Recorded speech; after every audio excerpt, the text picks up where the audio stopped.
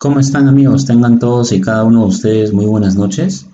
Bienvenidos una vez más al programa de especialización en el estudio de la norma internacional ISO 45001.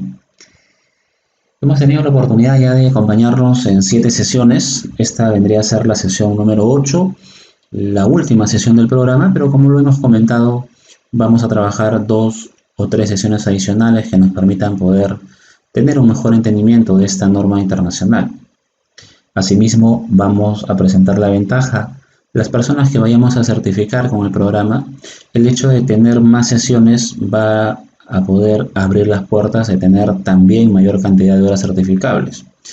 Por lo general, en los programas anteriores, como el programa de ISO 14001, trabajaban 8 sesiones y me parece que las 8 sesiones, que son sesiones crudas, las transformaban en 48 horas académicas. En ese sentido, este programa, al tener 2, 3 o 4 sesiones adicionales, podríamos incrementar la cantidad de horas certificables de 65 a 70 horas aproximadamente. Eso ya lo determinará la organización. Y eso es a veces muy importante porque cuando alguno de nosotros postula a organizaciones del rubro minero, muchas veces se piden una cantidad de horas mínimas requeridas en capacitación. Así que el hecho de tener más sesiones va seguramente a beneficiar a algunas personas, y creo que en realidad todas, ¿no? Más allá de que si vamos a aplicar o no al proceso de certificación, el hecho de poder estudiar de una mejor forma la norma, estoy completamente convencido que es una ventaja para todos y cada uno de nosotros. En la última sesión estuvimos revisando la cláusula número 6 de la norma, la cual lleva por título planificación. La planificación como tal tenía una subdivisión en 2 subcláusulas, las cuales eran 6.1 y 6.2. 6.1 tenía como título acciones para abordar riesgos y oportunidades, y 6.2 objetivos de la seguridad y salud en el trabajo y la planificación para lograrlos. Hablamos nosotros de 6.1 en la sesión anterior y nos introducimos a la subdivisión de 6.1, ¿no? Y 6.1 tiene su propia subdivisión. Hablamos de 6.1.1, que son las generalidades, y ahora vamos a hablar de 6.1.2. 6.1.2 tiene por título identificación de peligros y evaluación de riesgos y oportunidades. Esta subcláusula de 6.1.2 ya nos introduce a nosotros la idea que vamos a hacer la implementación de un IPER, ¿no? El mismo nombre nos está diciendo, ¿no? Identificación de peligros, evaluación de riesgos y oportunidades. Esta realización del IPER, la norma lo tiene disgregada. Es así que 6.1.2, que es identificación de peligros y evaluación de riesgos, se subdivide en 6.1.2.1, 6.1.2.2, 6.1.2.3 y 6.1.2.4. Bien, en 6.1.2.1 la norma nos va a hablar sobre la identificación de peligros. La identificación de peligros para la norma vendría a ser la primera parte de lo que nosotros conocemos como el famoso IPER-C. Identificación de peligros, evaluación de riesgos, y la última parte que vendría a ser el establecimiento de oportunidades. En esta primera parte, en 6.1.2.1, nos habla solamente de lo que es identificación de peligros. Voy a dar lectura a lo que señala la norma y vamos comentando algún punto si es que es necesario. Señala la norma: la organización debe establecer, implementar y mantener procesos para la identificación continua y proactiva de los peligros. Asimismo, los procesos deben tener en cuenta, pero no limitarse a... ¿A qué procesos está haciendo referencia? A un proceso que usted tiene que determinar para poder identificar de forma continua y proactiva los peligros. Ya hemos definido nosotros qué es peligro, ¿no? Como una fuente con potencial de causar lesión o deterioro de la salud. Ahora, cuando usted se establezca su proceso de identificación de peligros, debemos tener en cuenta cada uno de los puntos que va a aparecer líneas abajo. Si alguno de los puntos que están líneas abajo se contextualiza en su organización, obviamente va a tener que considerarlo. Recordemos que el término tener en cuenta es una invitación de la norma a pensar en algo, pero que no se puede excluir. Mientras que el término considerar, la norma nos da la invitación de pensar en algo, pero que de alguna forma sí se puede excluir. Entonces, tenemos que tomar en cuenta qué cosa, todos los puntos que vamos a detallar ahora. El primer punto, tenemos que entonces tener en cuenta para la identificación de peligros cómo se organiza el trabajo de la persona. Y la organización del trabajo está ligado netamente a poder comprender las actividades que hace la persona. Recordemos que para que se pueda definir el puesto de trabajo es porque la persona ya tiene tareas asignadas. Un conjunto de tareas me determina una actividad y un conjunto de actividades me determina un proceso. Tenemos que tener en cuenta también los factores sociales, como es la carga de trabajo, las horas hombre de trabajo, el acoso, el bullying. Acá ya nos está mencionando que tenemos que tener en cuenta cuántas horas trabaja la persona. El hecho de que la persona pueda trabajar más horas de lo que normalmente se podría trabajar, estamos hablando de 8 horas, pasar a un horario de 10 horas, obviamente va a generar una serie de nuevos peligros asociados a la actividad que hace la persona, y las consecuencias inmediatas de esos peligros obviamente va a ser el gran cansancio que va a tener el trabajador.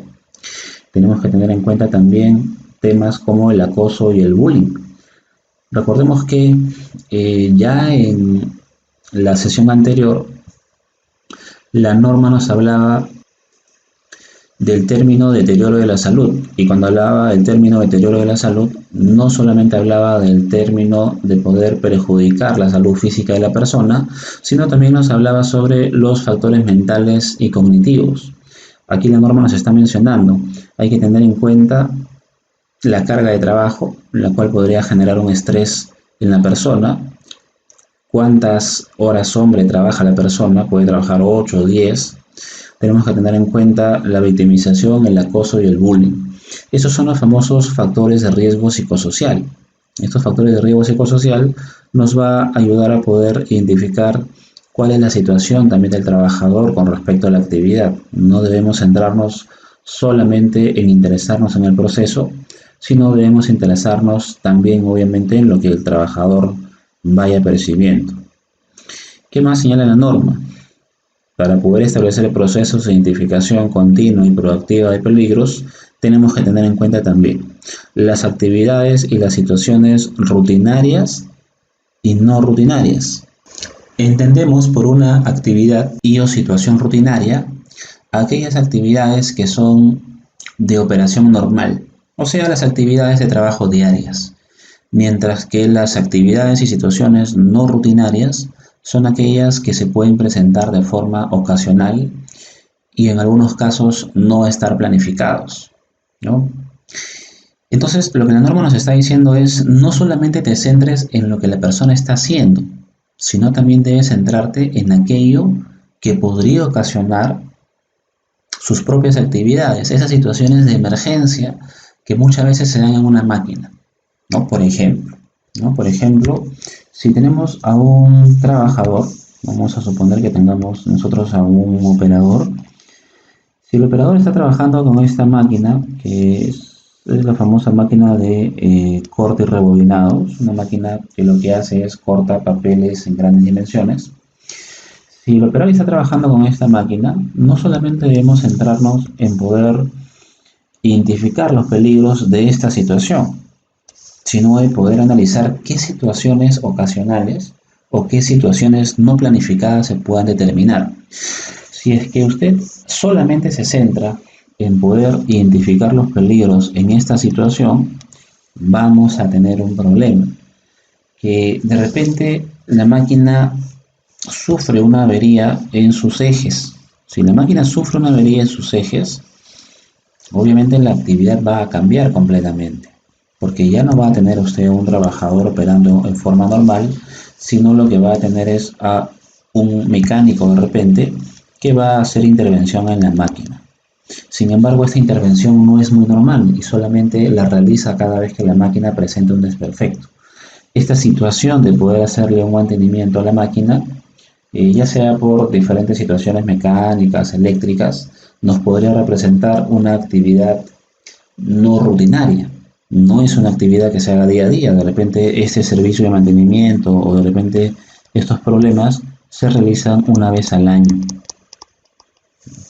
Entonces lo que la norma nos está diciendo es: considera las actividades rutinarias, o sea, el día a día del trabajador, pero también trata de poder analizar esas situaciones que pueden darse en el trabajo, pero que no están planificadas. Ahora, con una máquina pueden pasar N cosas. Es muy difícil poder determinar cuáles son esas situaciones ocasionales o no planificadas, porque su mismo nombre lo dice, son ocasionales. Pero hay algunas determinaciones que usted sí puede sacar, ya sea por temas de mantenimiento de la máquina, ya sea por temas de que se trabó el papel, etcétera. Son situaciones ocasionales, pero que de alguna forma se pueden prever.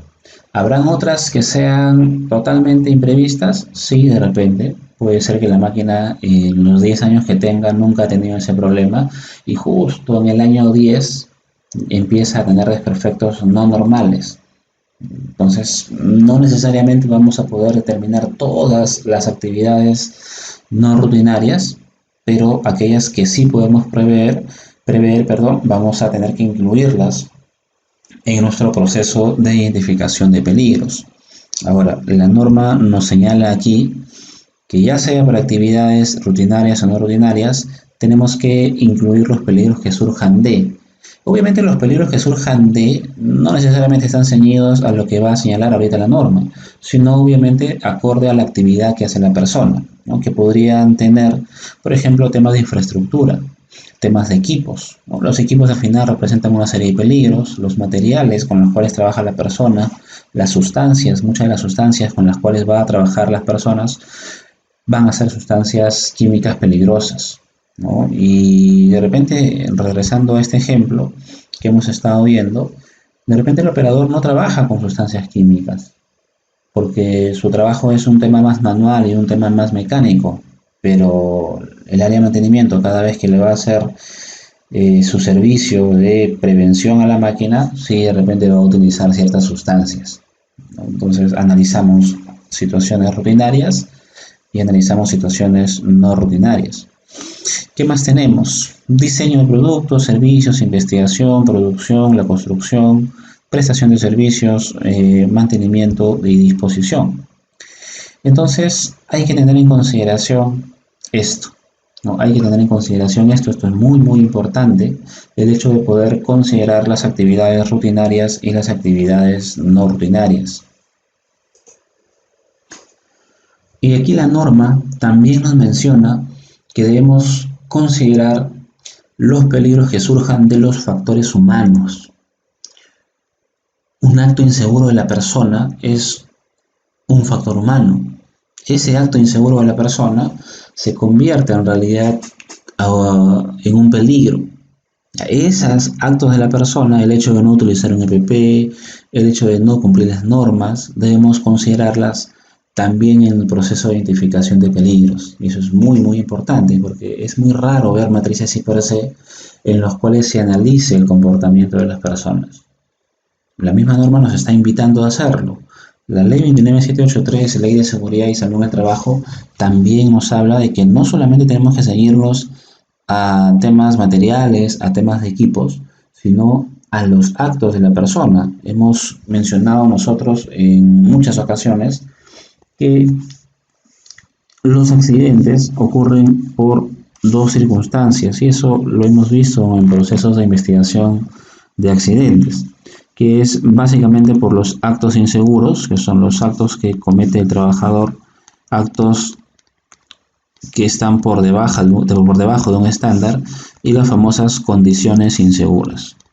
Entonces, aquí la norma nos está diciendo: ten en cuenta los actos inseguros. Y lo menciona porque es un tema que normalmente se deja de lado, ¿no? Obviamente no está bien que se deje de lado, pero hay que trabajar bastante con los actos inseguros, porque muchas veces nos va a representar por lo menos el 95%, ¿no?, de los accidentes que nosotros tengamos. Si usted tiene 100 accidentes, lo más probable es que 95 accidentes hayan surgido por actos inseguros, y solamente 5 accidentes hayan sufrido por condiciones inseguras. Los actos inseguros determinan si es que va a haber o no va a haber un accidente, y estos actos inseguros están muy amarrados al comportamiento que tenga el trabajador. ¿Qué más hay que tener en cuenta? Hay que tener en cuenta cómo se realiza la actividad, ¿no? Para eso sería muy interesante poder analizar cuál es el instructivo de trabajo de la persona, ¿no? Muchas veces no es lo mismo ver que hacer. Yo recuerdo que hace ya muchos años, cuando trabajábamos en la industria manufacturera, de la industria química de la Asociación Nacional de Industrias, había una empresa que tiene por nombre Clariant. Ellos tenían la costumbre de que cada uno de sus supervisores de seguridad y salud en el trabajo, antes de poder realizar su función, que valga la redundancia de supervisar, ellos pasaban inducción por todos los puestos de trabajo. Es como si es que esa persona, que obviamente es un ingeniero de seguridad y salud, se ponía en la vestimenta del operario y realizaba las actividades del operario. Cuando ese supervisor se hacía pasar por operario para hacer las actividades, recién ahí se daba cuenta de que no es lo mismo ver que poder hacer. Entonces, en esa empresa tenían la costumbre de que cada vez que entraba un supervisor de seguridad, ese supervisor de seguridad por lo menos hacía un día de trabajo en todos los puestos de trabajo, solamente para el hecho de poder comprender mejor el trabajo de las personas, el hecho de poder saber cuáles son los peligros a los cuales están expuestos. Vuelvo a repetir, ver una actividad de un punto externo nunca va a ser igual a poder analizarla desde la misma actividad, ¿no? Eso es muy importante. La norma también señala que para poder establecer el proceso de identificación de peligros, tenemos que tomar en cuenta los incidentes pasados pertinentes, internos o externos de la organización, incluyendo emergencias y sus causas. Esto es muy importante porque el hecho de que usted pueda conocer qué situaciones pudieron haber generado accidentes o qué situaciones sí generaron accidentes en el pasado nos permite tomar acción sobre ello. En principio, poder ver si esa identificación ya la hemos realizado, y si es que la hemos realizado, poder analizar cuáles son las causas que en su momento conllevaron a que esa situación nos genere algún tipo de accidentes. Ahora, cuando la norma habla de incidentes externos, también pueden ser situaciones que pueden volver a repetirse y que pueden generar en los trabajadores situaciones de peligro. De repente su organización queda contigua a otra organización, pero en esa organización contigua se trabajan mucho con lo que son productos químicos, y de repente se trabaja con productos químicos oxidantes, ¿no? Los productos químicos oxidantes son sustancias que, como su mismo nombre lo dice, van a liberar oxígeno. La liberación de oxígeno en una operación es muy peligrosa porque lo que genera es que el ambiente sea más inflamable. Entonces, si es que usted ya ha tenido situaciones con la organización del costado por el hecho de que ellos trabajan mucho con sustancias oxidantes, hay que tener en consideración eso, ¿no? De repente usted ya tuvo algún tipo de amago de incendio por las operaciones de su vecino. Todas esas situaciones hay que analizarlas, por eso que acá nos está diciendo, ¿no? Los incidentes pasados pertinentes, internos, o sea, los que pueden ser de repente una caída, un accidente, un corte, o los casi accidentes, porque eso está englobado en la definición de incidente, pero también externos, ¿no? Y externos se entiende como situaciones que pueden, pues, generarse entre organizaciones, o de repente entre un contratista también, ¿no? Situaciones que podrían darse en este caso. Ahora, ¿qué temas tenemos que tener en cuenta? Tenemos que tener en cuenta las situaciones de emergencias potenciales. ¿Y cuáles son estas situaciones de emergencias potenciales? ¿No? Son situaciones no planificadas, son situaciones no programadas, pero que requieren una respuesta inmediata. Por ejemplo, un incendio, ¿no? De repente la máquina que tú estás trabajando se empieza a incendiar. Obviamente esto no es una situación planificada, no es una situación programada, pero tenemos que tomar acción inmediata.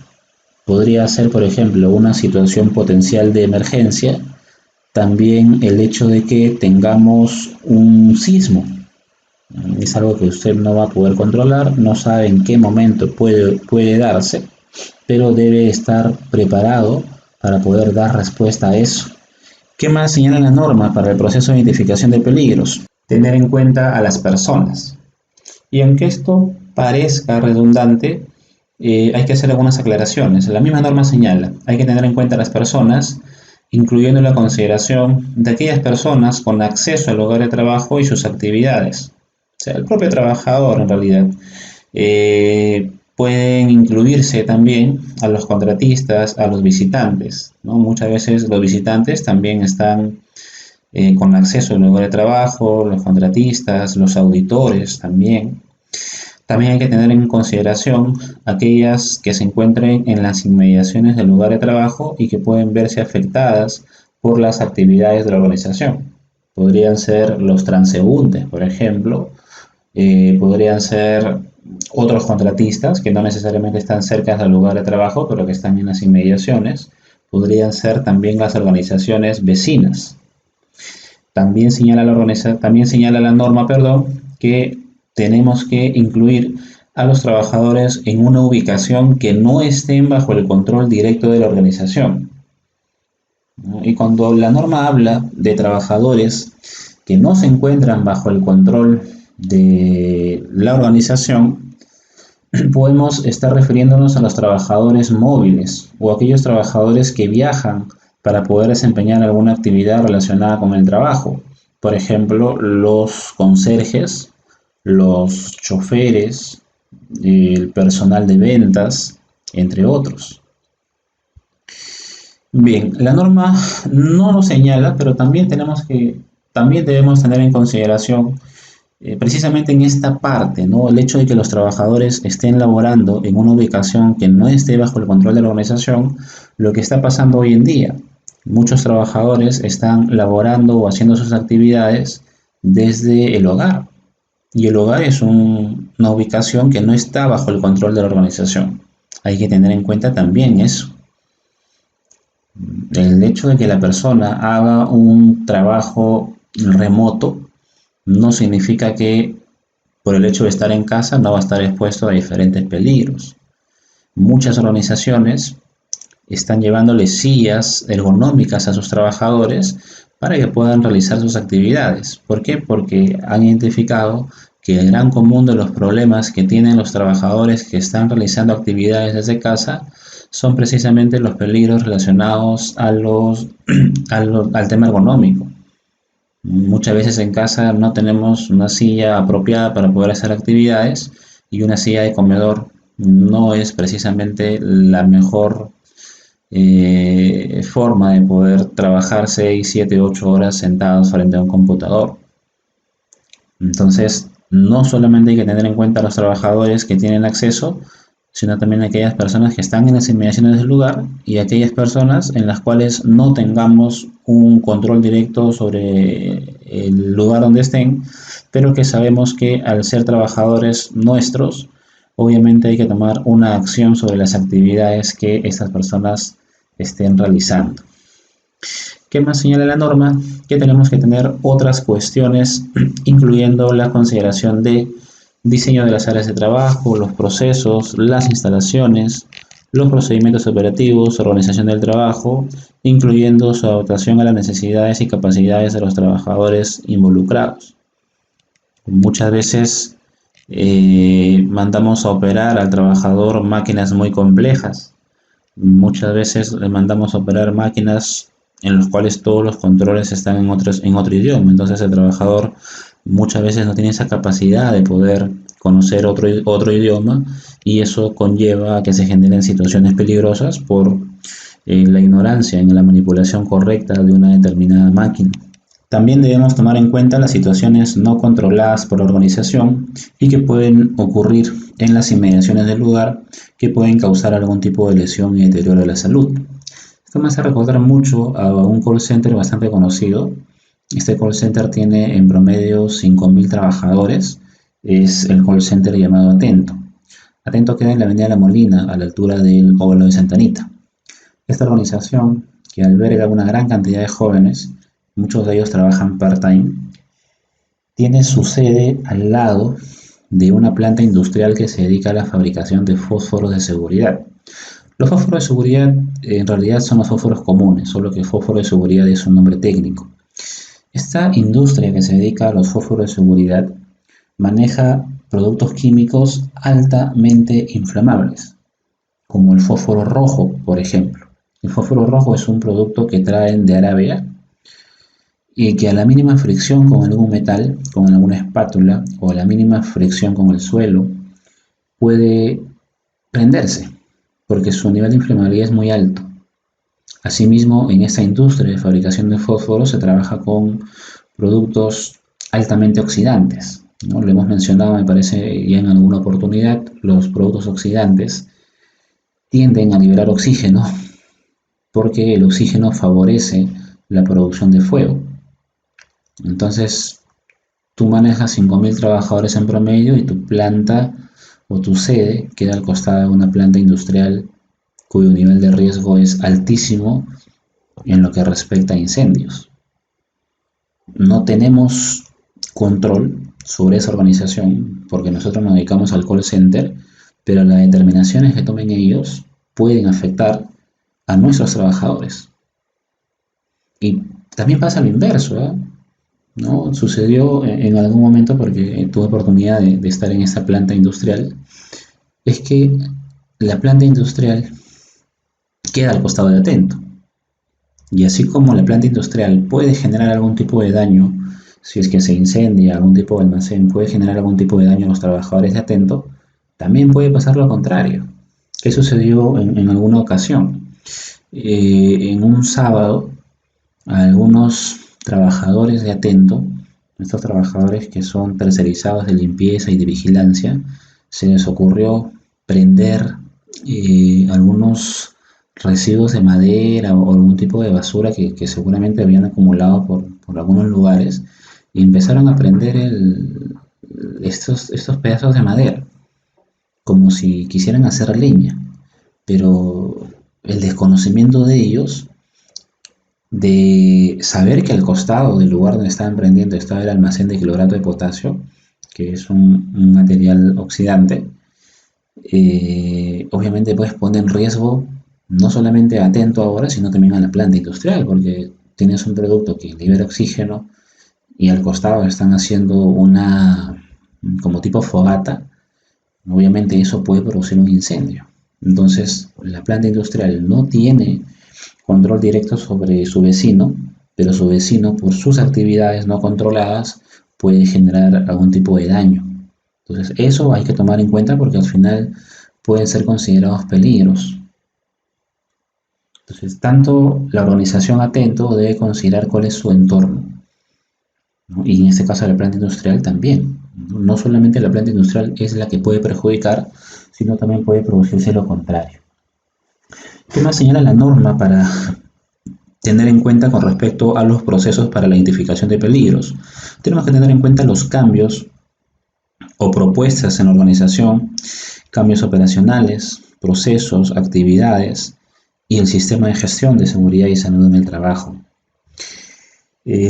Por ejemplo, cualquier cambio que usted establezca en un proceso automáticamente amerita hacer un nuevo análisis de los peligros que se puedan generar por esas nuevas actividades.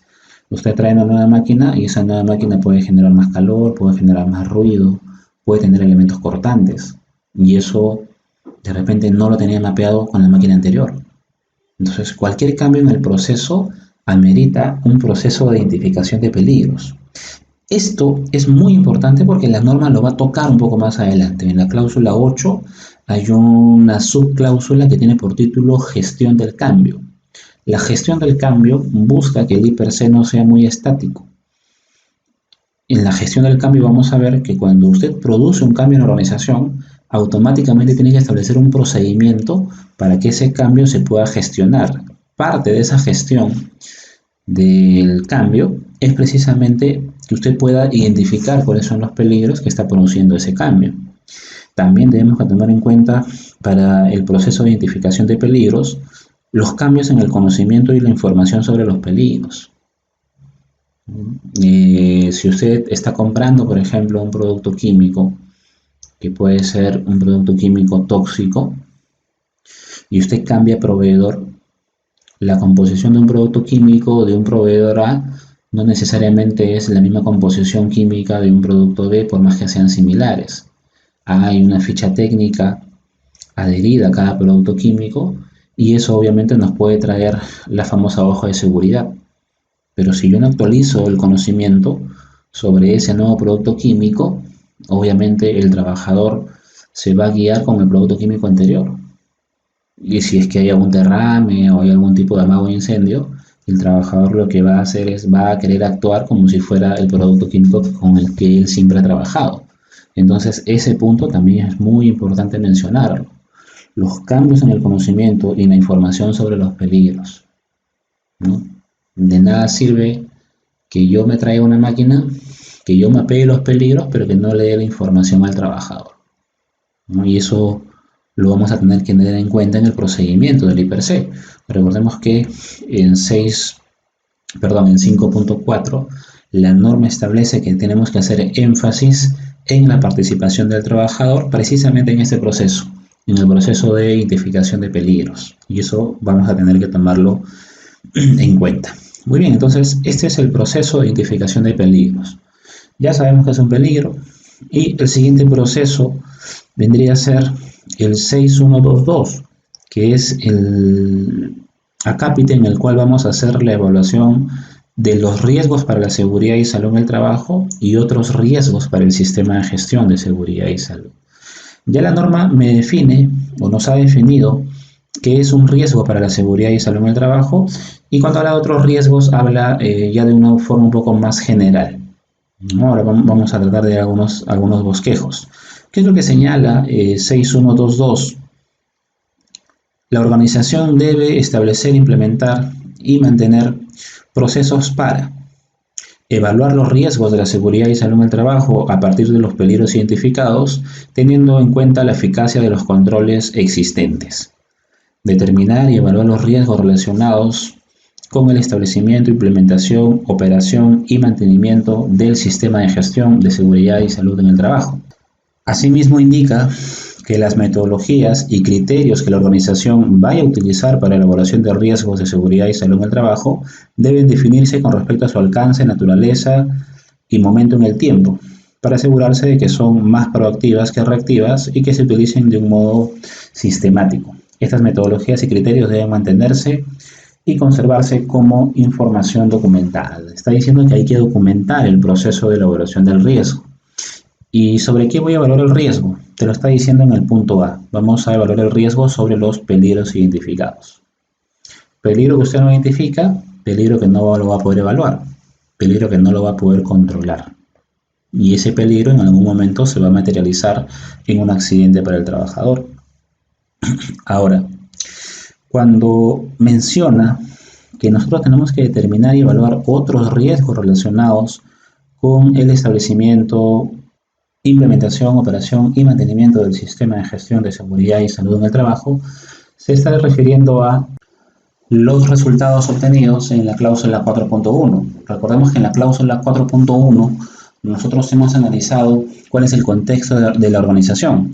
Hemos analizado cuáles son sus fortalezas, cuáles son sus debilidades, sus oportunidades y sus amenazas. Con respecto a las debilidades y a las amenazas, son puntos que pueden hacer que no logremos los objetivos previstos para el sistema de gestión de seguridad y salud en el trabajo. Esa información conlleva a cierto nivel de riesgo que puede ir en contra del sistema de gestión. Por ejemplo, el hecho de que la alta dirección no se encuentra comprometida con el sistema de gestión de seguridad y salud en el trabajo no es un riesgo que esté asociado a un peligro, ¿no? Es un riesgo organizacional, es un riesgo que va a ir obviamente en contra del sistema de gestión, porque en algún momento puede ser que usted establezca una estrategia preventiva, el área de producción no se alinea a la estrategia preventiva y al final la gerencia, que tampoco se encuentra comprometida con el sistema de gestión, termine también dándole de alguna forma la contra o sacándole la vuelta a la estrategia preventiva. Muchas veces pasa que el área de seguridad y salud establece un muy buen sistema de gestión, pero la alta dirección, por el hecho de tener mejores indicadores, por el hecho de producir más, por el hecho de vender más, muchas veces obvia los procesos preventivos y obviamente pues esto va en contra de los resultados que uno desea obtener en el sistema de gestión de seguridad y salud en el trabajo. Entonces a eso hace referencia los famosos otros riesgos. Ahora, con respecto a las metodologías y criterios para poder hacer la evaluación de riesgo, existe una ISO que es la famosa ISO de gestión del riesgo, la ISO 31000. Asimismo existe una directriz que es la 31010, que es la gestión del riesgo, pero en esta 31010 tenemos técnicas de apreciación del riesgo. O sea, nos ofrecen metodologías para el tratamiento de riesgo a través de múltiples métodos de análisis y evaluación de riesgos. El proceso de evaluación de riesgos comprende la identificación, el análisis y obviamente su posterior evaluación. De esta manera vamos a poder obtener un conocimiento global de los riesgos, cuáles son sus causas, cuáles son sus consecuencias, cuáles son sus probabilidades y cuáles son sus incertidumbres. Este proceso necesita un enfoque multidisciplinario para que se pueda dar de la mejor forma, ¿no? Entonces, la evaluación del riesgo como tal va a tener que hacer una labor que nosotros vamos a tener que gestionar. Entonces, acá ya también me está pidiendo que tenemos que mantener información documentada sobre esto. Entonces, eso lo vamos a ver ahora en el IPER, ¿no? Entonces, ya tenemos los procesos de identificación de peligros, ya tenemos qué es lo que nos menciona 6122 con respecto a la evaluación del riesgo, y en 6123 nos hace mención a la evaluación de las oportunidades para la seguridad y salud en el trabajo y otras oportunidades para el sistema de gestión. ¿Qué es lo que nos establece entonces la subcláusula 6123? La subcláusula 6123 nos menciona que la organización tiene que establecer, implementar y mantener procesos para poder evaluar las oportunidades para la seguridad y salud en el trabajo que permitan mejorar el desempeño de la seguridad y salud en el trabajo, teniendo en cuenta los cambios planificados en la organización, sus políticas, sus procesos o sus actividades.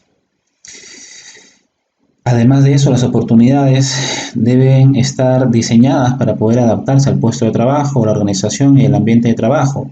Las oportunidades tienen que estar orientadas a eliminar los peligros y reducir los riesgos. Asimismo, tenemos que establecer, implementar y mantener otras oportunidades para poder mejorar el sistema de gestión de seguridad y salud en el trabajo.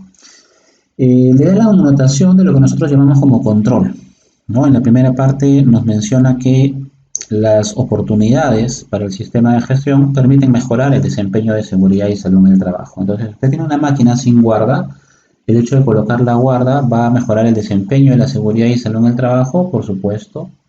Un procedimiento de gestión, que es la forma ordenada en la cual la persona va a hacer una actividad, va a mejorar el desempeño de la seguridad y salud en el trabajo también. Entonces, acá la connotación es un poquito en el verbo, porque el hecho de oportunidad de mejora no solamente lleva al hecho de que tú controles, sino que lleva el hecho de que tú puedas controlar y sobre eso puedas seguir mejorando. Cuando habla de otras oportunidades, es algo parecido a los otros riesgos, ¿no? Esas otras oportunidades las podemos extraer, las podemos deducir del análisis que hemos hecho en el contexto de la organización, precisamente en la cláusula 4.1, ¿no? Por ejemplo, el hecho de poder tener otras oportunidades, como poder implementar nuevas tecnologías para la gestión de seguridad y salud en el trabajo. Ahora existen algunos dispositivos que podemos colocar en los brazos, en las piernas del trabajador, y esto nos va a permitir poder analizar cuál es el esfuerzo que hace la persona, cuáles son los movimientos que realizan, cuáles son los sobreesfuerzos, las torsiones, las tensiones que tiene. Eso a nivel ergonómico es muy importante para poder analizar cuáles son los riesgos disergonómicos a los cuales está expuesto el trabajador. Y esa es una oportunidad que nos da el entorno. Es una oportunidad que obviamente pues va a mejorar el desempeño de la seguridad y salud en el trabajo. Muy bien, entonces en 612 tenemos básicamente el hiper, ¿no? Es 6121, 6122, 6123. Acompañado de 612 viene 613. 613 tiene por título la determinación de los requisitos legales y otros requisitos. Esta subcláusula es muy importante. ¿Qué menciona esta subcláusula 613?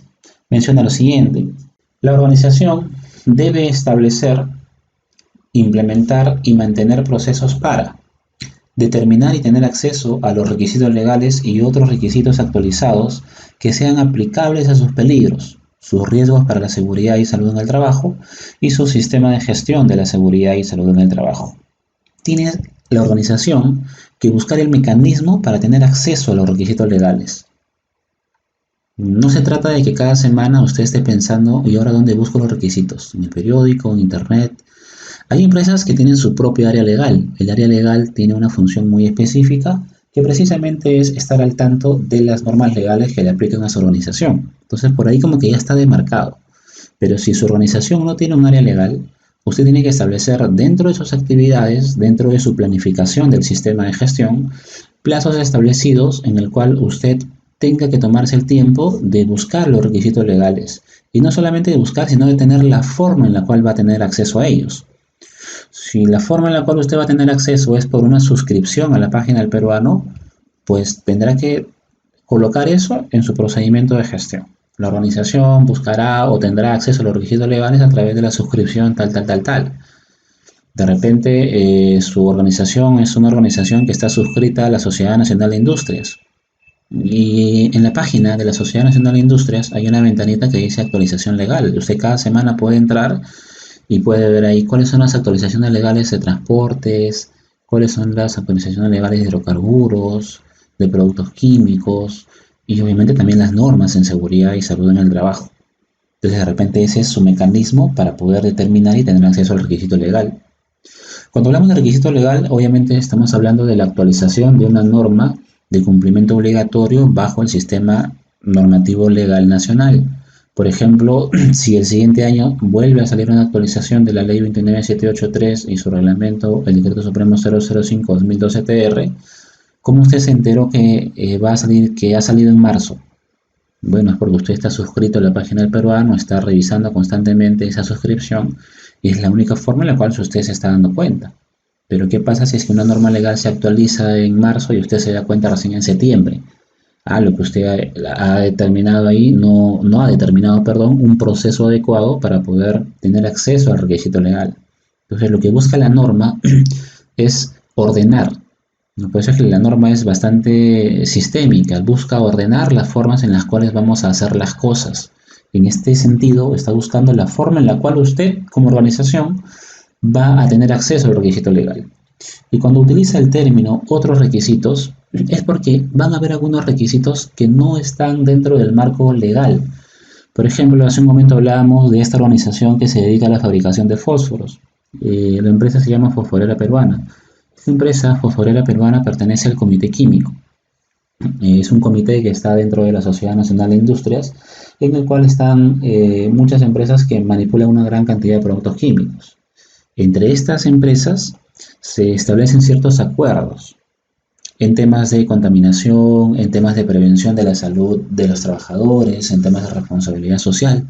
Y entre estas empresas se hace colaboración para entrenamientos, colaboración para respuestas de emergencias, se hacen auditorías, inclusive, bueno, hace muchos años cuando estaba en el Comité Químico, se pudo adquirir una unidad de materiales peligrosos porque los bomberos no tenían una unidad especializada en materiales peligrosos.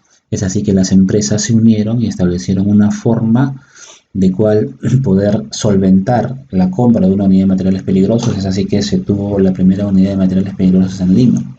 Ya hoy en día sí, los bomberos me parece que ya tienen su propia unidad, pero esos son acuerdos entre empresas. Entonces, si las empresas establecen que ninguna de estas empresas va a trabajar si es que no tienen actualizado, por ejemplo, todas sus hojas de seguridad, pues ese es un requisito voluntario de parte de las empresas, de que no se opera hasta que no tengan esta baja de seguridad.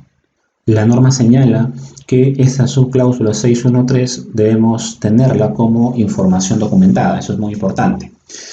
Bien, ahora tenemos 614. En 614 tenemos la planificación de las acciones.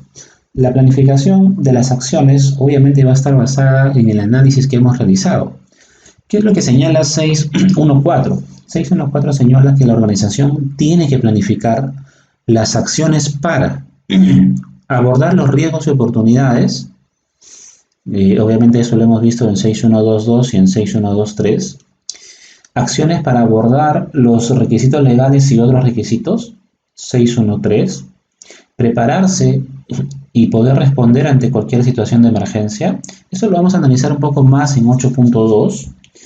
La organización debe planificar de manera que vamos a integrar e implementar las acciones en los procesos de seguridad y salud en el trabajo o en otros procesos del negocio. Asimismo, vamos a evaluar cuál es la eficacia de estas acciones. Señala en 614 que la organización debe tener en cuenta la jerarquía de controles y las salidas del sistema de gestión de seguridad y salud en el trabajo cuando planifique la toma de acciones. Al planificar las acciones, la organización debe considerar las mejores prácticas, las opciones tecnológicas y los requisitos financieros, operacionales y de negocio. Entonces, en base a los riesgos que tenemos, en base a los requisitos que tenemos, vamos a planificar de tal manera que los riesgos los podamos controlar, los requisitos los podamos cumplir y siempre estemos preparados ante alguna situación de emergencia que pudiese ocurrir. También es una muy buena práctica poder adherir las situaciones de emergencia a los peligros ya identificados. Por ejemplo, si usted tiene un peligro que ya ha sido identificado, como puede ser el hecho de la cuchilla, si usted tiene una cuchilla identificada, esa cuchilla puede traer ciertas consecuencias. ¿Qué consecuencias puede traer ese peligro cuchilla? Bueno, puede traer el evento peligroso que el trabajador en una mala manipulación se corte la mano y como consecuencia que quizás hasta se pueda amputar la mano. Entonces tiene peligro cuchilla, evento peligroso, la incorrecta manipulación de la misma y la consecuencia podría ser la amputación de la mano del trabajador. Si el trabajador se llega a amputar la mano, tiene que tener un plan de respuesta ante emergencias. Si es que está evaluando el riesgo es porque existe la probabilidad de que ocurra. Si es que existe la probabilidad de que ocurra, usted tiene que evaluar sí o sí cuál va a ser su plan de respuesta ante emergencia ante esa amputación de mano. Porque si usted no adhiere la respuesta ante emergencia a los peligros identificados, una vez que usted haga su matriz y después haga de forma independiente su plan de respuesta ante emergencia, se va a estar preguntando a usted, ¿a qué le voy a aplicar un plan de respuesta ante emergencias? Y como los peligros que usted puede tener pueden ser cientos de peligros, va a ser muy difícil poder relacionarlos. Es mejor que en la misma matriz se pueda mapear precisamente cuáles son los peligros que requieren en realidad un plan de respuesta ante emergencias. Ahora, la norma también señala que tenemos que integrar e implementar las acciones, estamos hablando de la planificación obviamente, a los procesos de seguridad y salud en el trabajo y una vez que se implementen las acciones poder evaluar cuál es la eficacia de estas acciones. Bien, entonces 614 básicamente es el resumen de los resultados que hayamos podido obtener en el análisis de 612, ¿no? Donde está 6121, 6122, 6123, 6124. Le vamos a anexar los requisitos legales de 613 y le vamos a planificar con 614. Bien, ¿cuál es el primer paso para poder hacer una correcta planificación? El primer paso para hacer una correcta planificación, tomando en cuenta que ya se debió hacer el análisis del contexto de organización, es que usted se reúna con la alta dirección, y creo que eso lo estábamos mencionando en la sesión anterior. Usted tiene que tener una reunión a conciencia con la alta dirección. Recuerde de que Si usted no se reúne con la alta dirección y usted empieza a hacer actividades de forma independiente, puede tener cierto rechazo de parte de la organización. ¿Por qué? Porque el área de producción tiene sus propias actividades, el área de calidad tiene sus propias actividades y el IPRC es un proceso que necesita la participación de todos. La misma norma nos lo señaló en 5.4. Entonces, para que tú puedas hacer participar a todos, tiene que haber una dirección, tiene que haber una directiva de parte de la gerencia o de la alta dirección que invite a todos a participar. Porque si no hacemos eso, podemos toparnos con un portazo en la cara en el sentido de que producción no quiera identificar los peligros porque piense que no es un tema de ellos o porque piense que usted lo tiene que hacer. Entonces, cuando la alta dirección se compromete, ¿no?, y se asocia con el tema, el proceso es mucho más sencillo. Entonces, siempre lo más recomendable para poder establecer un proceso de IPRC es una reunión con la alta dirección, en la cual usted le va a sustentar, ¿no? El IPRC sirve para esto, para aquello. Una vez que usted ha sustentado para qué sirve el IPRC, la alta dirección determinará si es que se lleva a cabo un proceso o no. Obviamente se entiende de que si están implementando un sistema de gestión, la alta dirección le va a dar el respaldo. Con el respaldo de la alta dirección, ahora sí usted puede ir con los trabajadores, ¿no? Ya sea a nivel de línea de mando o ya sea a nivel de todos los trabajadores.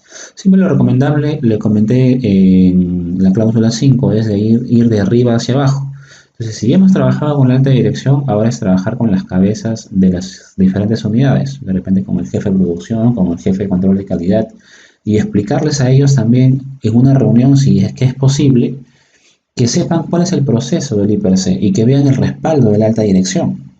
De esa forma se van a involucrar mucho más, porque el peso que le va a dar la alta dirección es un peso bastante considerable. Los va a exhortar, los va a invitar a participar, pero ellos saben que están obligados a hacerlo. Y eso para ustedes de mucha utilidad, porque le va a permitir llevar un proceso de IPRC como realmente debe llevarse. Lo segundo es determinar qué metodología se va a utilizar. La metodología la debería recomendar a usted, ¿no? Y esa metodología la puede recomendar en base a la 31.000, a la ISO 31.000 de gestión del riesgo. La puede recomendar en base a algunas metodologías que están en la resolución ministerial 050-2003 ETR. Usted recomienda la metodología. La metodología es la forma en la cual usted va a valorar el riesgo. Eso lo señalaba 6123, me parece. A ver, vamos acá. 6122, perdón, ¿no? Donde estaba la evaluación del riesgo. Ahí nos decía que las metodologías y los criterios los establece la organización para poder evaluar el riesgo. Entonces, usted, como es el profesional que en teoría conoce un poco más que el resto en temas de gestión del riesgo para la seguridad y salud en el trabajo, usted es el que recomienda qué metodología se puede usar. Pero esa metodología, para que se pueda llevar a cabo, necesita la participación de todos. Entonces, usted orienta la metodología y una vez que usted tenga clara cuál es la metodología que se va a usar, antes de aplicar la metodología, porque la metodología es la aplicación con todos los trabajadores y todos los jefes, es poder volver a reunirse con los jefes inmediatos o con las cabezas de las unidades para poder decirles, esta es la metodología y la participación de cada uno de ustedes dentro del proceso del IPRC es esta y esta. Si usted no hace eso, va a tener serios problemas. Es mucho más fácil que el jefe inmediato se involucre en el tema si es que él también ha participado del procedimiento de gestión. Entonces definimos la metodología y esa metodología la compartimos con todos para que usted, con los jefes de las unidades, puedan establecer cuál es el procedimiento de gestión que se va a seguir. ¿Quién es el encargado de identificar los peligros? ¿Usted como el área de seguridad, el jefe inmediato, el trabajador? ¿Quién es el encargado de evaluar el riesgo?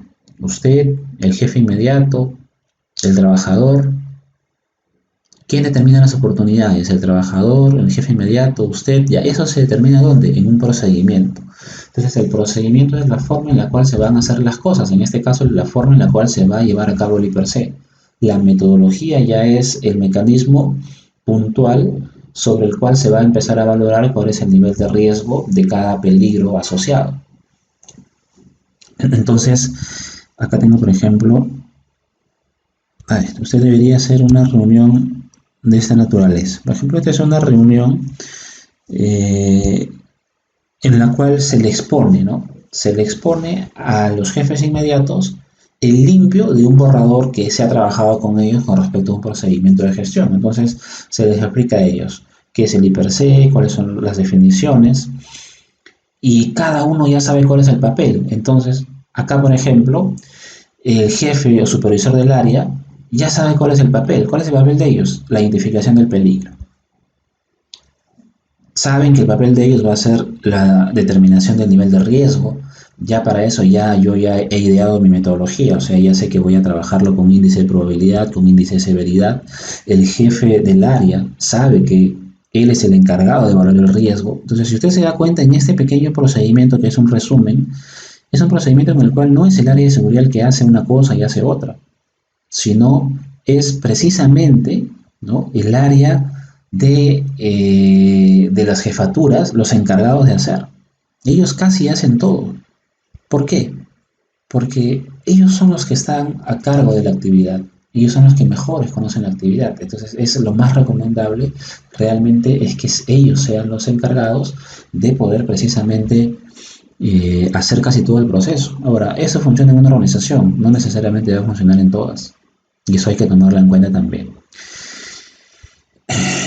Este es, como les digo, la orientación de esta presentación es una presentación en la cual el gestor de seguridad le está exponiendo a los jefes inmediatos cómo se tienen que hacer las cosas, cómo se van a hacer las cosas y sobre todo cuál es la función de cada uno de ellos. De esa forma el jefe inmediato no va a decir yo no sabía, no es mi responsabilidad, yo no sabía que tenía que estar ahí. El resultado de eso ya viene a ser el famoso procedimiento. Una vez que usted ya ha hablado con ellos, esa forma de hacer las cosas ya usted la traduce en un procedimiento de gestión mucho más detallado. Procedimiento de gestión especifica cuáles son las funciones de cada persona, obviamente tiene un contexto teórico y luego ya especifica de qué se va a encargar cada una de las personas en las actividades que se va a desarrollar en el IPRC. Obviamente dentro de ese procedimiento también está la metodología, pero ya están las funciones de cada uno de ellos. Otras organizaciones lo hacen de esta forma, ¿no? Igualito, tiene el mismo esquema, pero lo acompañan de un pequeño diagrama de flujo. Y eso ayuda bastante. Eso ya lo determina usted. Lo recomendable siempre es, primero, conversarlo con los jefes inmediatos, después hacer el borrador, volver a exponérselos, hacer el procedimiento, y si es que usted puede hacer un diagrama de flujo para el procedimiento, es mucho mejor. Porque el diagrama de flujo le permite tener un resumen claro, no solamente usted, sino cada uno de los miembros de la organización con respecto al procedimiento de IPRC que usted ha diseñado. Bien, aquí tenemos, por ejemplo, el diagrama de flujo para el proceso de identificación de peligros, evaluación de riesgos y medidas de control de una organización. El diagrama de flujo está muy bien esquematizado en cuanto a actividades. Se puede ver claramente cuál es el flujo de las actividades. Y lo más importante es que también me permite ver cuáles son los responsables. Entonces, ese procedimiento que vimos hace un momento en Word, que puede tener 7, 8, 10 hojas, lo resumo en un esquema de esta naturaleza. Entonces, si es que yo soy el operador o yo soy del Comité de Seguridad y Salud en el Trabajo, en todo el proceso del IPRC yo ya sé qué es lo que tengo que hacer. Yo ya sé cuál es mi papel dentro de ese proceso. No me tengo que leer las 10 hojas. Se asume que obviamente yo sé, porque he participado del procedimiento, he participado de la consulta, para eso me han capacitado y todo, pero de esta forma es mucho más práctica esquematizarlo. No es una obligación legal acompañar todos los procedimientos de un diagrama de flujo, pero si usted tiene su procedimiento y lo llega a esquematizar en un diagrama de flujo, obviamente le va a permitir poder tener una mayor eficacia en cuanto a la información que se quiera transmitir. Para esta organización, por ejemplo, el IPRC inicia con la convocatoria a una reunión por parte del jefe de seguridad, luego va al Comité de Seguridad y Salud en el Trabajo. Al parecer, para esta organización, ellos son los que determinan si es que se necesita reevaluarse el IPRC o no en esa fecha. Si necesita reevaluarse, el supervisor de Seguridad y Salud en el Trabajo va a informar al jefe de cada área, de tal manera que los jefes de cada área ya sepan que se va a actualizar el IPRC. Los operarios van a dar su opinión con respecto a los peligros más frecuentes que ellos han podido identificar en sus puestos de trabajo el área de seguridad y salud al trabajo, a través del supervisor de seguridad y salud al trabajo, va a evaluar los registros de accidentes antiguos, eso también lo mencionaba la norma, va a remitir informes de los peligros y riesgos ya identificados en otras evaluaciones de IPRC, se lo va a comunicar al jefe de seguridad y salud en el trabajo, quien va a elaborar de forma definitiva el IPRC, va a difundir el IPRC. Entonces, si se da cuenta, en esta organización, el jefe de seguridad y salud en el trabajo es el que está encargado de hacer el IPRC. No es lo mejor, no es lo mejor. Por eso yo les decía, este diagrama de flujo está muy bien en formas, pero en fondo el jefe de seguridad, el jefe de cada área, por ejemplo acá está, ¿no? La tercera fila dice jefe de área, no tiene muchas funciones. Es más, el área de seguridad está pasando por el jefe de área y se está comunicando directamente con los operarios. Y eso a veces no es adecuado porque el operario te dice, yo por qué tengo que hacerte caso si tú no eres mi jefe. Siempre debemos pasar por el jefe de área. Entonces, el diagrama de flujo puede estar muy bonito y obviamente concordamos en formas, pero no en el fondo, no en la esencia que debería tener, ¿no? Pero en la medida que podamos acompañar nuestro procedimiento y podamos resumirlo en un diagrama, genial, eso va a permitir mayor fluidez en el sistema de gestión. Obviamente pues tenemos que hacer un procedimiento que realmente esté alineado a lo que busca el sistema de gestión, y es la participación de todos, especialmente de los trabajadores, que sí lo están considerando aquí, pero están obviando al jefe inmediato de los trabajadores, y no podemos obviar a la persona que le va a dar las instrucciones al operador, ¿no? O le va a dar las instrucciones al operario. No podemos saltar por encima de un jefe de área y pretender nosotros tomar acción sobre sus tiempos, sobre su trabajo, o adicionarle alguna carga adicional de trabajo, como es el proceso de identificar peligros. Eso ya tendrá que evaluarlo usted, ¿no? Una vez que usted ya estableció el procedimiento, ya se estableció la metodología y todos conocen el procedimiento, ahora sí echamos a andar el IPRC. Ya cada uno sabe el papel que juega, ya cada uno sabe cuáles son sus responsabilidades. El diagrama no es único porque todas las empresas se manejan de forma diferente. En algunas empresas es el jefe de área el que hace todo, como lo veíamos en este procedimiento de gestión. Acá el jefe de área hace casi todo, pero en esta otra organización el jefe de área no hace casi nada. Entonces, la fórmula de éxito de una empresa no necesariamente es la de la otra. Y de repente, en esta organización le va bien así. De repente le va excelente. ¿Y eso de qué depende? Depende del contexto de la organización. Depende de la cultura de prevención que tenga esa organización. Entonces, eso es un poco relativo, ¿no? Bien, vamos a ver cómo podemos hacer un bosquejo del IPRC ahora. Porque ya tenemos la metodología, ya tenemos el procedimiento, ya todos lo conocen, ahora vamos a hacer el bosquejo del IPER. Y lo vamos a hacer de la siguiente manera. Vamos a tomar una pantalla en limpio y lo vamos a hacer con lapicero para que ustedes vean que se va construyendo sin mayor complicaciones. Para poder reducir el nivel de riesgo, que es el efecto de la incertidumbre y la desviación de lo esperado con respecto al desconocimiento de algo, siempre es bueno mapear cuáles son los procesos de la organización. Por ejemplo, si seguimos con esta organización, con lo que hemos comentado de la fabricación de fósforos, puedo poner aquí, ¿no? Proceso principal,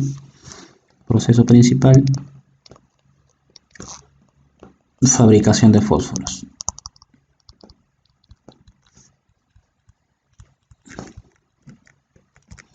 El proceso está compuesto por un conjunto de actividades, y una actividad que me va a dar como resultado la fabricación de la cajita de fósforo, que sabemos que obviamente pues contiene el palito con los fósforos propiamente dichos, es de repente hacer la cajita. Entonces acá vamos a poner actividad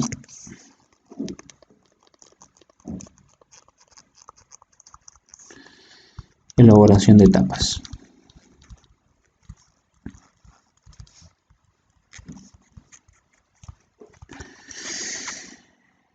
Esta actividad está compuesta por un conjunto de tareas.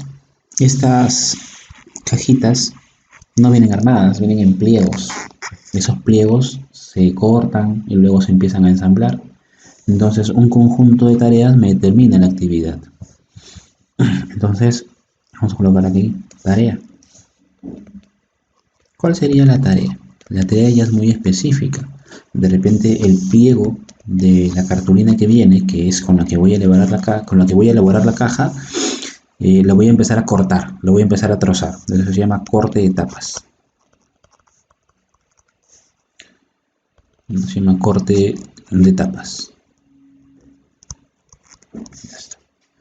Entonces, de esa forma voy a tener conocimiento general sobre el proceso y luego empiezo, ¿no? Empiezo mi matriz y per se, proceso, ya lo conozco, fabricación de fósforos, actividad, elaboración de tapas, tarea, corte de tapas. La tarea me va a definir lo que se le conoce como el famoso puesto de trabajo. Acá recién se define el puesto de trabajo. Este esquema en una organización seguramente ya está realizado, ¿no? Estamos partiendo desde cero, pero es probable que casi en todas las organizaciones este esquema del proceso, de la actividad, de la tarea y el puesto de trabajo ya está mapeado. Por eso es que hay muchas matrices que no arrancan del proceso, actividad, tarea, sino arrancan directamente del puesto de trabajo. Arrancan directamente del puesto de trabajo. Entonces, el puesto de trabajo, vamos a colocar aquí, operario de corte de tapas.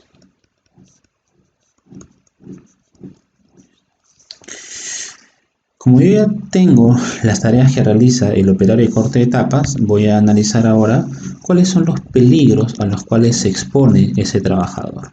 Entonces, ahora sí me voy al puesto de trabajo. Entonces, si la persona trabaja con una máquina de corte y rebobinado, la máquina de corte y rebobinado lo que hace es esas cartulinas que vienen en pliegos, lo empieza a trozar. Es como si tuviera un rollo de papel higiénico. Imagínense un rollo de papel higiénico y lo va a empezar a sacar como que en tajadas, ¿no? Como que en rodajas. Así, pero obviamente una bobina de cartulina pesa 600 kilos, media tonelada, 800 kilos. Entonces lo que hace la máquina es, a través de estas cuchillas, empieza a sacar la cartulina y la empieza a enrollar luego. Entonces al final todo este rollote empieza a trozarse en pedazos. Y como resultado de eso voy a tener pedacitos. Algo así. Varios pedacitos de esto, ¿no? Entonces el rollo grande lo he empezado a cortar en trozos. Estos trozos son precisamente de un ancho, tienen un pequeño ancho, y ese ancho que está ahí es precisamente el ancho de la tapa de fósforo, ¿no? Entonces es una tarea muy específica que es parte de la actividad. Entonces, obviamente tenemos que conocer mucho más para hacer un hiper C, ¿no? No voy a colocar todos los peligros, es solamente un bosquejo para que ustedes vean que no es nada del otro mundo. Entonces, como nosotros ya sabemos cuál es la definición de peligro, fuente con potencial de causar lesión o deterioro de la salud, empiezo a preguntar, ¿no? ¿Qué es lo que puede ocasionar en el trabajador una lesión o deterioro de la salud? Entonces, lo primero que se me puede venir a la mente, según lo que hemos comentado, son las cuchillas. Muchas de esas máquinas a veces tienen las cuchillas descubiertas. Entonces, me tengo que preguntar, ¿las cuchillas pueden generar algún tipo de lesión o deterioro de la salud? Sí. Por lo tanto, las cuchillas son un peligro.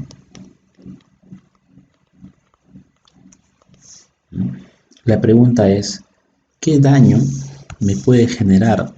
¿Qué daño me puede generar esa cuchilla? En quizás muchos se les venga a la cabeza el daño que me puede generar esa cuchilla es un corte. Ahora, como estas son cuchillas industriales, puede pasar de un corte, puede ir a una laceración o puede ir a una amputación. Siempre trataremos de colocar esto de menor daño a mayor daño. Pero la cuchilla de la nada no me va a generar un corte o una amputación. Tiene que pasar algo para que me genere un corte o una amputación. Entonces acá viene una pregunta, ¿no? ¿Qué tiene que pasar con la cuchilla para que me genere un corte o una amputación? Si las cuchillas están a cierta distancia, las cuchillas no van a volar, no van a salirse de su lugar y van a ir a la mano del trabajador. Tiene que suceder algo. Si es que sucede algo, puede generar un corte. ¿Qué es lo que tendría que suceder? Que el cartoncito se atore y el trabajador tenga la imprudencia de poder querer sacar esos cartoncitos que se han atorado.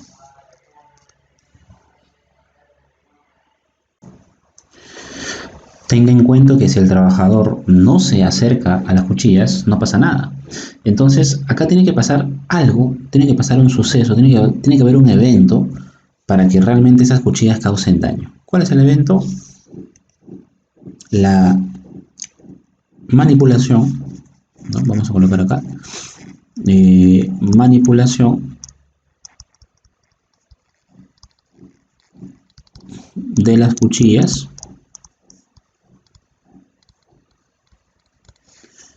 en movimiento.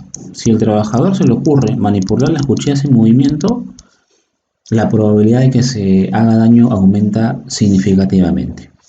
A este suceso, que es lo que tiene que pasar para que el trabajador tenga el daño, se le conoce como el famoso evento peligroso. No sé si usted recuerda que cuando estábamos hablando de riesgo, hablábamos de que tiene que pasar algo, tiene que suceder un evento. ¿Por qué? Porque el riesgo viene asociado como una combinación de ¿qué? De la probabilidad. ¿Y la probabilidad de qué? La probabilidad de que ocurra el evento. Esto está asociado a la probabilidad. Y la severidad. ¿La severidad de qué? Del daño que ha producido dicho evento. Entonces acá tengo el evento peligroso, que es la probabilidad de que ocurra, y el daño, que es la severidad de lo ocurrido. Probabilidad y severidad, ¿qué es lo que tengo ahí? Probabilidad y severidad me da el riesgo. Eso significa que evento peligroso y daño, ¿qué es lo que me va a dar? Me va a dar el riesgo. Por eso es que acá yo voy a colocar riesgo. Y bueno, tendría que hacer, bueno, ya puedo acá hacer un cuadro, ya usted lo hace más bonito. Muchos dicen, ingeniero, pero en muchas matrices el riesgo no viene así, el riesgo viene como que en una sola columna. Sí, pues viene en una sola columna porque piensan que el riesgo es la consecuencia. Pero el riesgo no solamente es la consecuencia, el riesgo también es la probabilidad, es una combinación. Pero bueno, es una forma como que muy usada de que en las matrices solamente coloquen peligro o riesgo. En realidad no debería ser así, porque el riesgo, la misma definición de la misma norma lo señala, es una combinación de la probabilidad y la severidad. Acá todavía no he evaluado el riesgo, acá lo que he hecho es una descripción del riesgo, acá lo que he hecho es, he descrito el riesgo. He descrito el riesgo. Muy bien, después de identificar el peligro, después de describir el riesgo, puedo preguntarme si es que la actividad es una actividad rutinaria o es una actividad no rutinaria, ¿no? Habíamos comentado nosotros que tenemos que analizar tanto situaciones rutinarias como no rutinarias. Entonces puedo colocar acá, ¿es una actividad rutinaria o es una actividad no rutinaria? Bueno, como es un corte de etapas y la empresa se dedica a la fabricación de fósforos, lo más probable es que acá tenga que marcar que sí es una actividad rutinaria, ¿no? Pero bueno, estoy de alguna forma cumpliendo con lo que la norma me está pidiendo. ¿Qué habíamos mencionado también con respecto al peligro y al riesgo?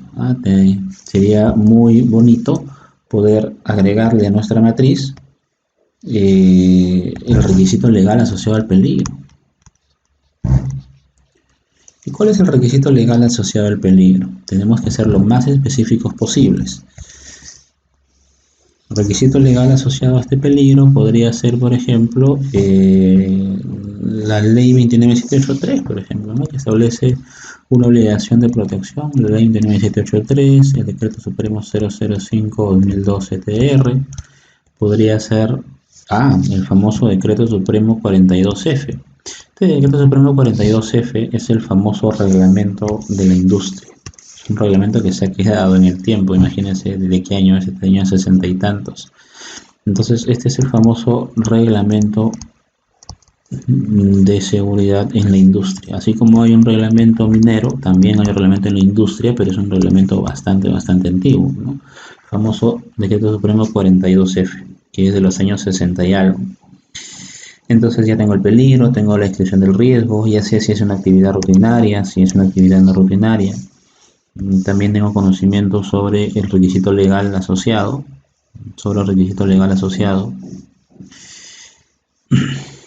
Y si es que hay algunos controles, por ejemplo, lo puedo describir, ¿no? ¿Qué controles ya se están aplicando?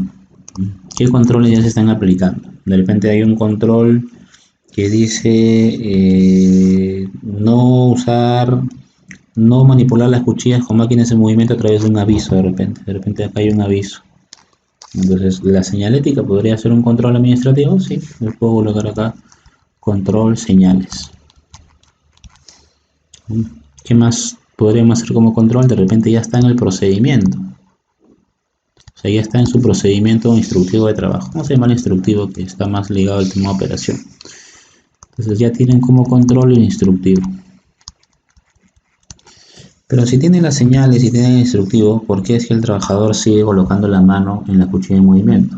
Bueno, por hacerlo rápido. Pero si eso está en su instructivo, que no debe hacerlo.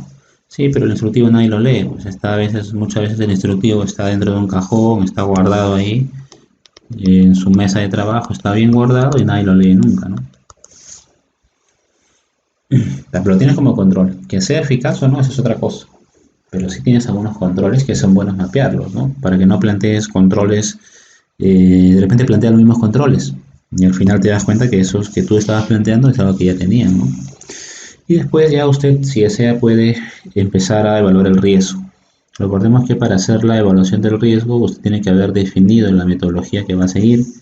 Las metodologías las puede extraer de la ISO 31000, de la directiva 31010, que tiene las técnicas para evaluar riesgos. Si está muy pegado al tema nacional, podría trabajar con la Resolución Ministerial 050-2013 TR, eso ya lo determinará usted.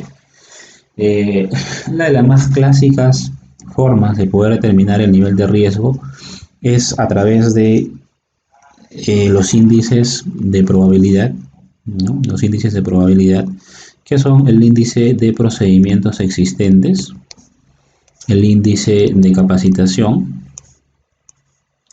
el índice de tiempo de exposición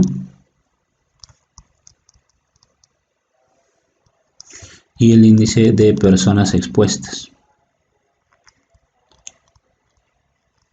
Esta es una forma de poder hacer la evaluación del riesgo, pero estoy analizando qué cosa, índices, y estos índices están asociados ¿a qué? Están asociados a la probabilidad. Entonces, esto es bastante lógico, ¿no? Porque imagínense, vamos a analizar el índice de probabilidad, entonces vamos a asignarle algunos valores al índice de probabilidad. Entonces me pregunto, a este índice de probabilidad, que es el índice de procedimientos, entonces para la persona que hace la actividad, ¿qué tan primordial es el procedimiento? Para una persona que hace una actividad industrial, el procedimiento es fundamental, porque el procedimiento me da el paso 1, me da el paso 2, me da el paso 3, me da el paso 4, me da el paso 5, paso 6, me da el paso a paso de cómo tengo que hacer la actividad. Y entre paso y paso puedo determinar más controles si es que hay algunas exposiciones a algunos peligros.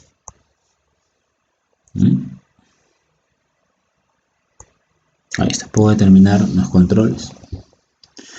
Entonces, ¿qué pasa si el trabajador tiene procedimiento? O sea, tiene una forma de cómo hacer las cosas ordenada. Si tiene procedimiento, ¿qué va a pasar con la probabilidad? Imagínense que el trabajador tenga un procedimiento y sí lo lea. ¿Qué va a pasar con esta probabilidad de que manipule la máquina con la cuchilla en movimiento? Si tiene procedimientos, es probable que ese evento no suceda. ¿Por qué? Porque el trabajador tiene una forma ordenada y sabe que en qué momento trabajar con la cuchilla y en qué momento no. De repente sabe que tiene que trabajar con la cuchilla cuando la máquina está apagada. Entonces los índices lo que van a hacer, ¿qué cosa es? Tienen que tener la orientación de poder reducir la probabilidad. Si usted elimina la probabilidad de que ocurra el evento, o sea, si este evento no ocurre, esto es 0. 0 por la severidad, 0, entonces el riesgo es 0. Por eso que la orientación siempre es elimine el peligro. Si no puede eliminar, ya establezca otros controles, ¿no? Entonces, en índice de procedimientos, usted puede trabajar una valoración así, 1, 2, 3. Y la pregunta es, si imaginemos que el trabajador no tiene procedimientos, si no tiene procedimientos, la probabilidad de accidentarse es grande. Entonces, ¿qué número voy a tener? Voy a tomar este rango 1, 2, 3. Si no tiene procedimientos y la probabilidad de accidentarse es grande, entonces voy a tomar el 3. Entonces, acá voy a tomar 3. Ahí está. ¿Qué significa el 3? La persona no tiene procedimientos adecuados para trabajar. El otro índice es el índice de capacitación. ¿La persona ha sido capacitada para esta labor? ¿Realmente ha sido capacitada? A ver, vamos a revisar en qué ha sido capacitada. Entonces, de igual forma, el índice de capacitación igualito. La misma perspectiva. 1, 2, 3. La pregunta es la siguiente, ¿no? ¿Qué nos conviene? ¿Un trabajador capacitado o un trabajador no capacitado? Si este trabajador sí ha llevado capacitación, pero la capacitación no la está asimilando, o sea, solamente ha ido a escuchar, es muy difícil que lo pueda aplicar. Entonces, en índice de capacitación, si es que la persona tiene capacitaciones, pero no ha asimilado el concepto, se trabaja con un valor intermedio 2. Le colocaré 3 cuando la persona no haya recibido ningún tipo de capacitación. ¿Y cuándo le colocaré 1? Cuando la capacitación que ha recibido es adecuada. Entonces, siempre cuando valoremos en 1, 2, 3, el menor valor es, entre comillas, lo mejor que nos pueda pasar, porque a menor valor la probabilidad se va a reducir. Entonces, en el índice de capacitación, si es que la persona sí ha sido capacitada, pero no ha asimilado, entonces ahí se toma un valor intermedio, ¿no? Que podría ser 2. Tiempo de exposición. La persona trabaja todos los días, media hora, medio turno. No, la persona trabaja todos los días. Es una exposición bastante alta. Entonces, en tiempo de exposición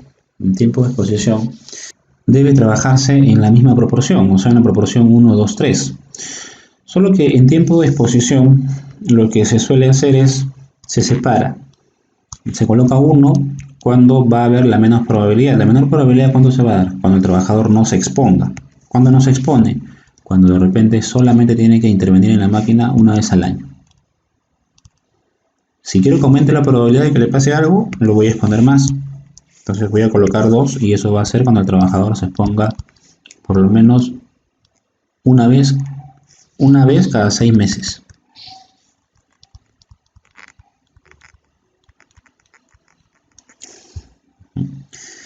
Y el 3 será cuando la probabilidad sea mucho mayor. Cuando la probabilidad de exposición va a ser mucho mayor, cuando el trabajador se exponga constantemente.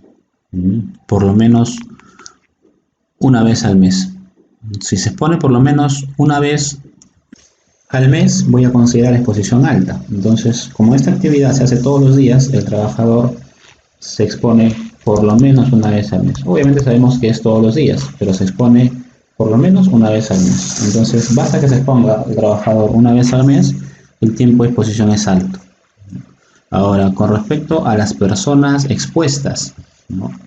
Con respecto a las personas expuestas, también debemos manejar la misma proporción de valoración. Si es que se expone de 1 a 4 personas, se considera el menor nivel de riesgo porque es la mínima cantidad de personas. Si se exponen más personas, entonces de repente de 5 a 8 personas, el nivel de riesgo va aumentando. Si se exponen más de 8 personas, el nivel de riesgo ya es mucho mayor. Hay máquinas en las cuales tienen que trabajar 5 o 6 personas, entonces nivel de riesgo 2. Sin embargo, esta máquina es una máquina para operarla solamente de una sola persona, entonces el nivel de riesgo es lo más bajito, 1. Mientras más personas trabajen, obviamente hay mayor nivel de riesgo. ¿Por qué? Porque hay mayor probabilidad de que de repente por ahí uno apriete un botón y le corte la mano al que está a la espalda. Es mucho más complicado trabajar con 6 personas en una sola máquina. Por eso es que la probabilidad aumenta en la medida en que aumente la cantidad de personas expuestas. Estos valores que están aquí, estos valores de 1, 2, 3, 1, 2, 3, los tiempos, estos parámetros, lo define la organización. Por eso es que en 6122, que es la evaluación del riesgo, dice que la organización tiene que definir de acorde a qué, de acorde a su alcance, de acorde a la realidad que tiene la organización, usted define cuáles son estos parámetros. Lo que se suele hacer es que la mayoría empieza a buscar procedimientos en internet y ya hay un procedimiento único y todos copian lo mismo, pero no necesariamente a todos le va a aplicar. Imagínense este rango de personas, ¿no?, de exposición en una empresa que tenga 5.000 trabajadores. Si la empresa tiene 5.000 trabajadores, es muy complicado seccionar en rangos tan chiquitos. Entonces ya esta proporción de 1, 2, 3 no nos conviene. Se tiene que alargar la proporción para darle mayores rangos.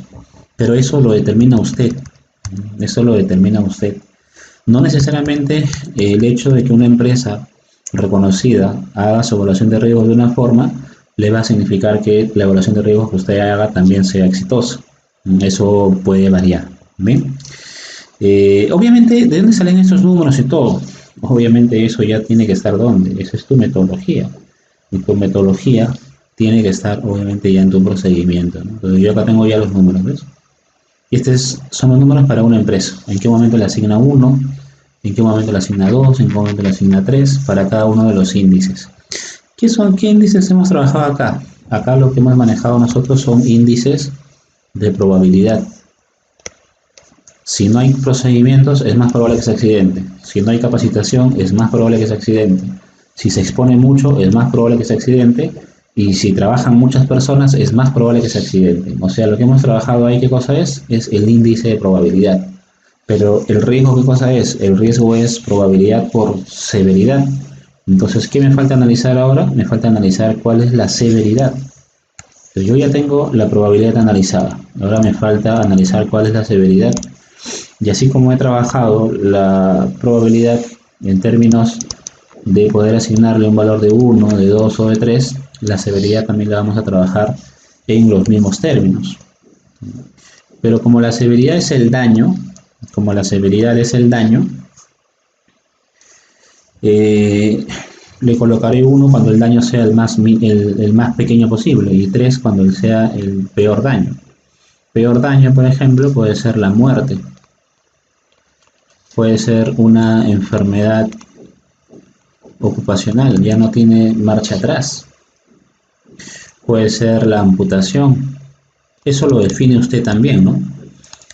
De repente 2 es un corte, un golpe, y de repente 1 simplemente un cuasi accidente, ¿no?, o un daño menor que no requiere ni siquiera atención médica. Eso lo determina, vuelvo a repetir, usted mismo. Entonces, como acá estamos analizando cuchillas y tengo que el daño puede ser una amputación, entonces acá sí la severidad es crítica, ¿no? Entonces, amputación, allá lo catalogué como 3, entonces aquí en severidad va 3. Entonces ya tengo mi índice de probabilidad y este es mi famoso índice de severidad. La probabilidad sujeta a que ocurra un evento y la probabilidad sujeta al daño. O sea, es lo mismo que hemos hecho aquí, pero acá lo hemos descrito, ¿no? Acá hemos descrito peligro, riesgo, están descritos. Acá no, acá ya estoy valorando. ¿Cómo se calcula el nivel de riesgo? El nivel de, bueno, por lo general sigue la tabla, yo lo voy a colocar abajo, pero usted entenderá que sigue, ¿no? El nivel de riesgo se calcula como la probabilidad por la severidad, ¿no? La probabilidad es la suma de los índices que están ahí, 3 más 2 más 3 más 1 por la severidad, que es 3, ¿no? Ahí nos da 5 más 4, 8 más 1, 9 más 2, 27. O sea, el nivel de riesgo es 27. Pero, ¿qué significa el 27? ¿Alto? ¿Crítico? ¿No crítico? Para eso tendría que tener usted un rango de comparación. No va a saber si es que eso es alto o bajo, si es que no tiene usted un rango de comparación. ¿Y cuál es su rango de comparación? La menor probabilidad, lo menor que podría pasar. ¿Cuál es el evento más favorable? Que todo sea 1, que tenga procedimientos, que esté capacitado, que se exponga muy poquito y que trabaje solo una persona. ¿Y cuál es lo mejor que podría pasar en severidad? Que si es que sufre algún tipo de daño, ese daño sea minúsculo, que ni siquiera tenga necesidad de llevarlo a la clínica, que todo sea 1. ¿Puede ser 0 alguno de ellos? No, porque todo lo he valorado de 1 a 2, 3, ninguno va a poder ser 0. Entonces lo mínimo que puede pasar es que todo me salga 1, 1, 1, 1 más 1, 4 por 1, 4. Mínimo 4. ¿Y cuál es el peor de los casos? El peor de los casos es que no esté capacitado, entonces tenga que colocarle 3. Que se exponga todos los días 3. Que trabajen 10 personas, 3 en personas expuestas. ¿Y cuál es el peor daño? La muerte, la amputación, 3. Si todo se convierte en 3, ya tengo el más crítico, que vendría a ser 4 más 4, perdón, 3 más 3 más 3 más 3, 12 por 3, 36. Entre 4 y 36, el número que está en el centro, ¿cuál es? El 20. Entonces acá está el 20. El 28 estará por acá, entonces tu nivel de riesgo, ¿cuál es? 27. Acá está tu trabajador. Este es un nivel de riesgo del trabajador. Alto, bajo, eso ya lo determina usted. Ya lo determina usted. ¿Quieres que el trabajador tenga menor nivel de riesgo? Reduce los números. ¿Y cómo reduzco los números? Haciendo que esto ya no sea 27, de repente que esto salga, no sé, pues 18. Y para que eso salga 18, tengo que reducir todo lo que está aquí. ¿Qué puedo reducir? Los procedimientos. ¿Cómo reduzco ese 3? Estableciendo procedimientos, porque acá dijimos que el trabajador no tenía procedimientos, por eso asignaste 3. Pero si el trabajador tiene procedimientos, ya baja 2. Si eso baja 2, tienes 2 más 2, 4, más 3, 7, más 1, 8. Por 3, 24.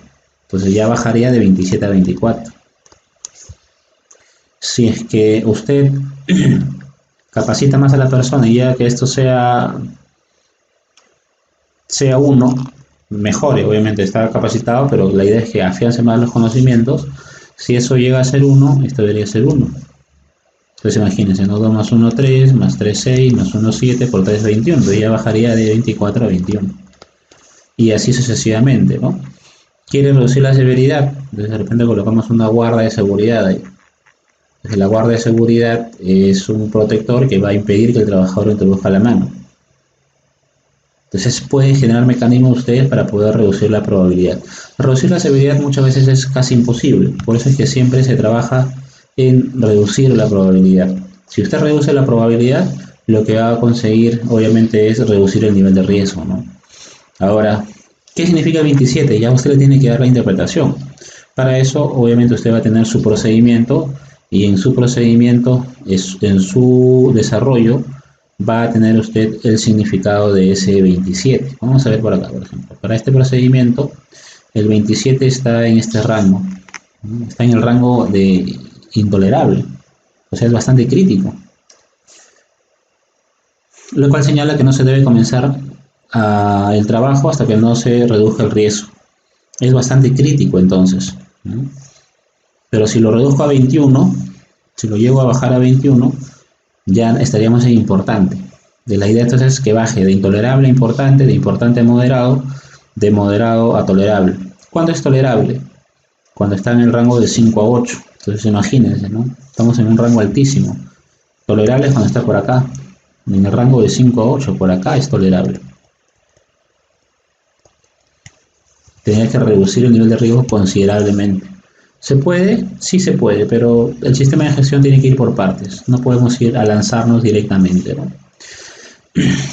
Ahora, en base a esos controles que usted estableció para poder reducir, se establecen los controles, ¿no? Controles, pues ya sabemos, ¿no? Diseñar un procedimiento de gestión. ¿Qué más? Otro control. Colocar una guarda de seguridad. Una guarda de seguridad.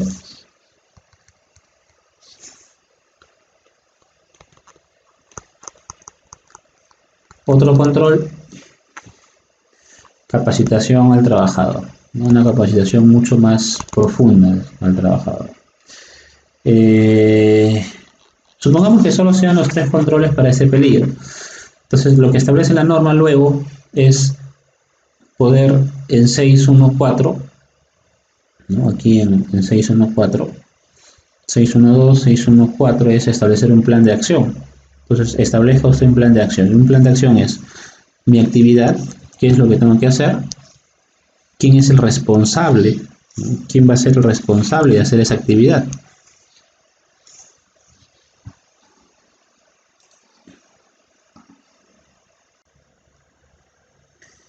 Por ejemplo, el paso a paso de cómo hacer la actividad, el procedimiento, lo puedo delegar al jefe de área.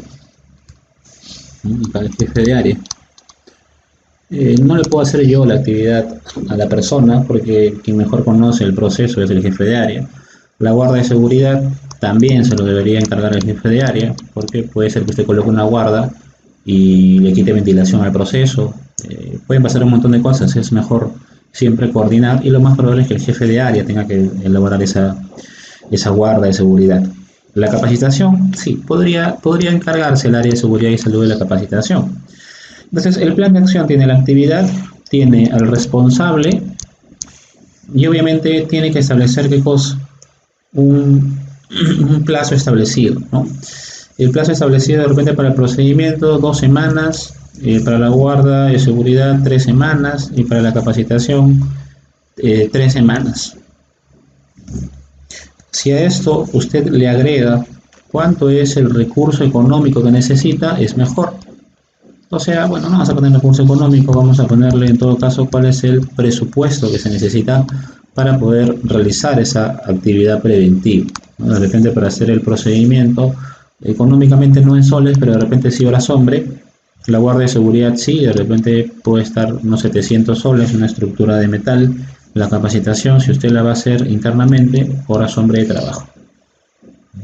Ahora, lo que me dice 614 es, establece usted el plan de acción e implemente esto. Entonces, obviamente la implementación viene con un programa que me va a permitir poder establecer plazos responsables para poder ejecutar esa implementación en este caso, del control que yo estoy asignando. Ahora, también me menciona 614 que tiene que tener la orientación a eliminar el peligro.